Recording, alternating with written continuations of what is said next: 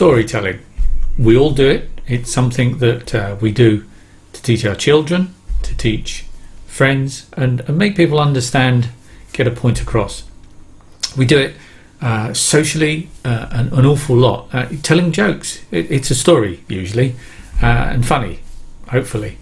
But it's still a story, and it's to get a point across. Now, in the purpose of perhaps telling a joke, it's about building some social empathy. So even a joke has an objective, but telling stories themselves help build rapport, reinforce a message, and move the relationship that you have forward. But in the world of business, stories can be just as productive. They can be a tool to help get a message across. They can be a tool to help reinforce a point, or potentially a tool to make a complex situation, a complex solution, easy to understand. Typically, stories are used by marketing teams, sales teams, and companies trying to push and promote their agenda, their values, and what they're trying to achieve. But they can be used more widely within a business. They can be used across any part of the business, internally, externally, to try and reinforce a point and to try and make key items easy to understand. But the art of a story is actually more than just a simple start point and an end point with a tagline, if you like, or a takeaway, if you like. There is more to a good story than just that. To begin with, a story needs to simply and easily dovetail into the narrative at the time. To be in a meeting, trying to get a point across, and then stopping the meeting to tell a story creates a kind of almost a conflict.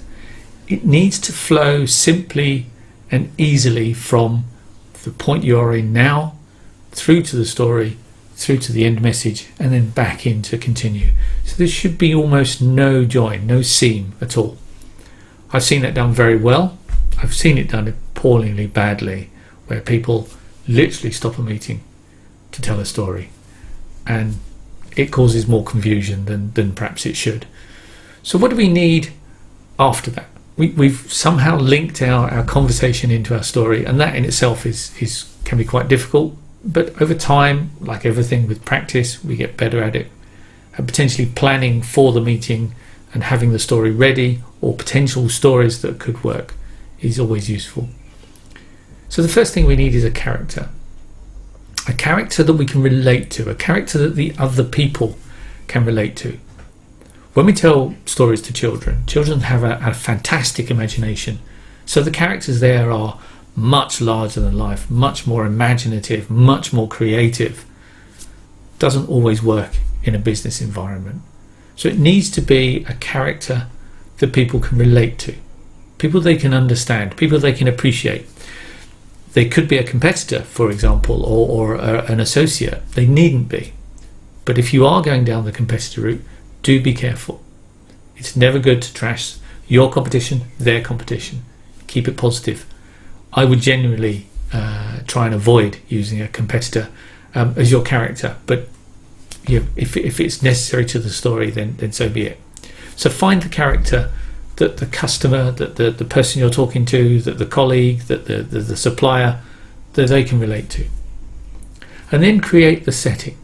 We need to paint a picture, the environment that the story is built around. And again, it needs not necessarily to be relevant to the customer, but the customer needs to understand and needs to be able to relate to it. And then the other characters and players in the story. It's all part of telling a good story, but it doesn't need to be verbose, very long. Far from it. It needs to be concise and simple and very easy to understand and follow. And there needs to be something that gives the reason to the story. So the trigger. What is it that started this conversation off? What is it that started this story off? What was the trigger? So we need to start with that. I said about the setting and the characters and the people. It doesn't necessarily follow, therefore, that it needs to be in the same industry. Some time ago, I was working with an HR outsourcing consultancy company, and I was talking to some HR people from a very large engineering firm.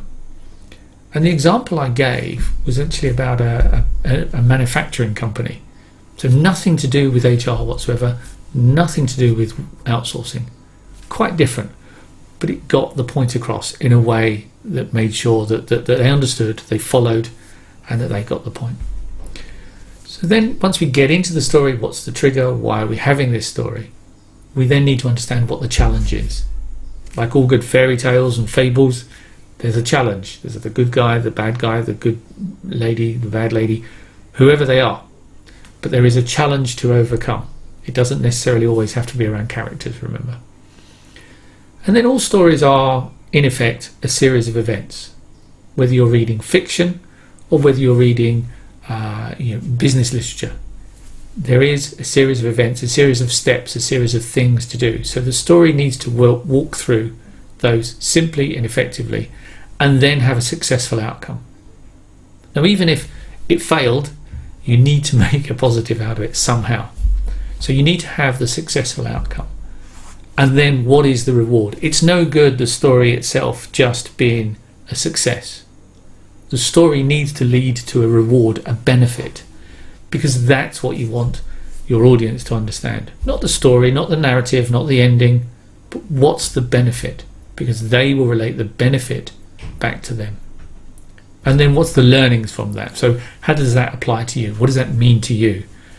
And then tie it back to the customer. So all of those then give us a lesson. Now, when we talk to children and we tell stories to them, there's usually a moral lesson. There's usually a reason why we're trying to demonstrate through a story the message we're trying to get across. And it's no different in the business world. So we started at the beginning with the compelling reason for the conversation, the characters, the scenario, the challenge that they have to overcome, and then the outcome, the success, and then relate the success back to them. But it needs to be simple, it needs to be concise, and it needs to be well understood. For people of a certain age, a program on TV was called The Whistle Test. Now, The Whistle Test is interesting. New bands, new singles were played over the PA system of an evening for the security staff, for late night working staff, for anyone that worked in the office late in the evening and through the night.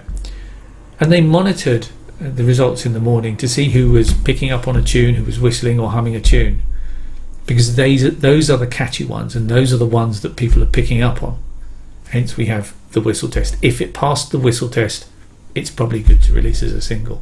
Now, the world of music has certainly moved on, but this still applies to storytelling. If you tell a good story, really good story, and it has a really compelling argument at the end, if you like, a really catchy tune, but also something that gets the point across, you will find that people will reuse and retell your story in their own way. And that's great, as long as the lesson, the reason why, and the message gets through. If the story is too good, the message gets lost. So be cognizant of the two. They have to work together. It has to be a good story, but a very, very clear message.